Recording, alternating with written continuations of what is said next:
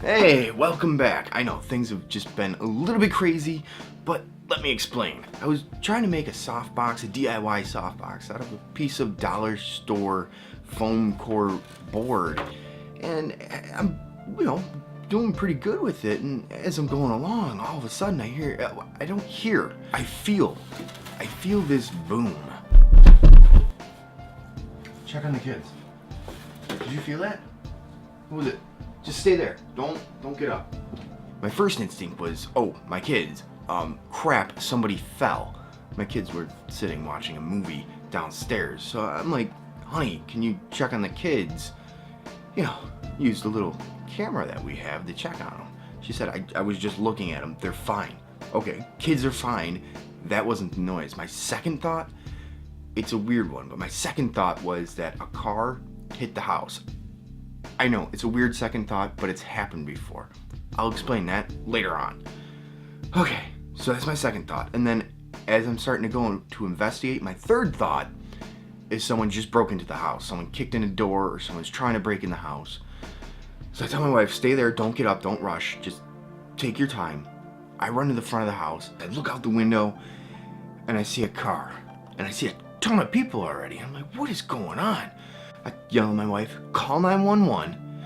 I'm trying to find pants. I find pants, throw some pants on. Not that I was not wearing pants, but I had shorts on. Or pajama pants on. Well, I had pajamas on, so I threw pants on because it's cold and raining outside. By the time I get out downstairs, I throw my shoes on, grab my jacket, walk out the door because I can't run. And as I'm walking out the door, throwing my jacket on, get up there, there's already people up there. There's somebody already at the window talking to the person inside. I'm looking around, asking people if anybody saw anything, if they knew what happened, if there's more than one person in the car because the driver's side door was open. Is anybody hurt? Anything like that?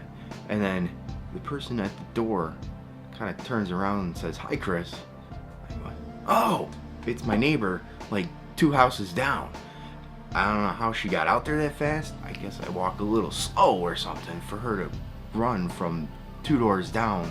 Not seeing the accident, she just saw a line of cars kind of slow down, and she went outside to investigate and then saw what happened. Now, this is not uncommon. This is the second time this tree's been hit. I know, the second time the tree's been hit. That's another story in and of itself. I'm not an EMT or anything like that. So my first reaction is, you're staying in the car, nobody's dragging you out, you can't open the driver's side door anyways, nobody's dragging you out the passenger side.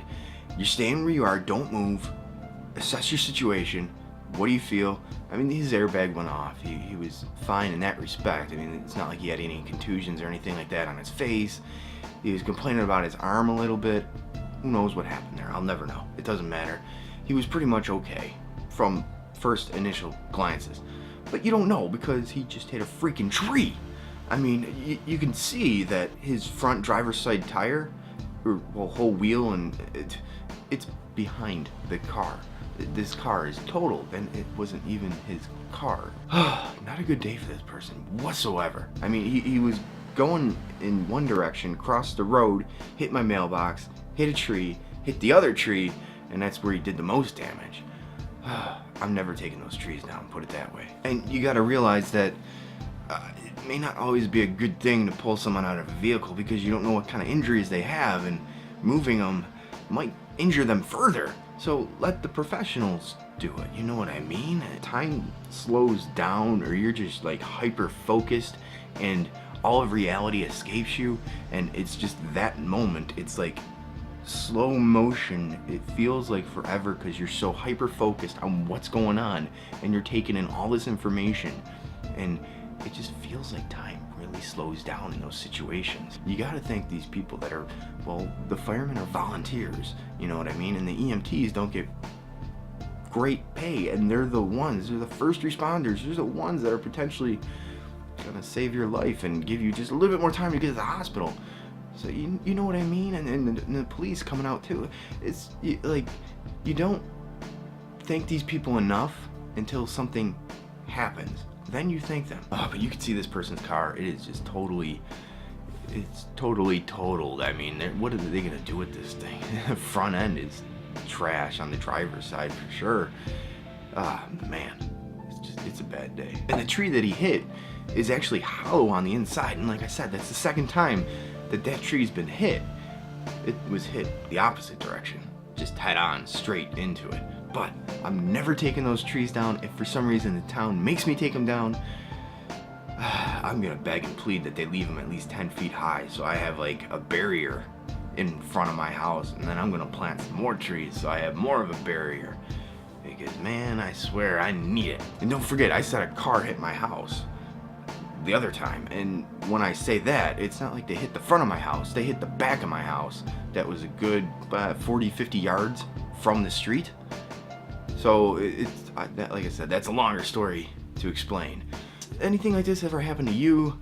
Either you were in an accident, or you witnessed an accident, you were behind somebody that was in an accident, or you yourself, somebody, well, drove into your house or hit your tree or hit your mailbox, or just what is your personal story with situations like this? Have you ever had to experience something like this, and what do you do in that kind of situation? You know, I mean, do you just hang back and call 911? Do you just hang back and one of the rubberneckers looking at the accident, or are you in there trying to help, or are you an EMT or something like that yourself and you're a first responder and you really can help? And the other thing is too, I think about these things not that long ago, you know, a week ago or so. I was telling my son, when you're waiting for the bus, you gotta be paying attention. You can't be looking at the ground and stuff. You have to be paying attention to the cars, pay attention to the drivers, who's texting, who's shaving, who's putting on makeup, who's eating and making a salad or eating their cereal in the morning as they're driving their cars. Because all it takes is a split second for them to veer off the road, and you're close enough to the street where they could hit you. Not that I want to be morbid or anything, or have my son live in fear, but he needs to think about that stuff and be, you know, pay attention, because it could potentially happen. The guy hit my mailbox. My son stands like 20 feet away from that mailbox. It could have been early in the morning when something like this would happen. The guy hit my tree. That's maybe 50 feet away from where my son stands. My son doesn't stand right next to the road. But even so, it gets a little more dangerous when the bus is stopping and traffic is slowing down, especially in the morning when the sun and people can't see because the sun's in their eyes. And then they slam into the bus, or they try to avoid the bus, and then they hit him. I mean, I know it's silly and it's not a great way to think, but it's also a way to think so that you are prepared in case something happens. And we're gonna end the vlog here, I think. So I'll see you on the next one. Because don't forget, I said a tree hit my house. And when I say a tree hit my house, no, not a tree hit my house. And don't forget, I said a car hit my house.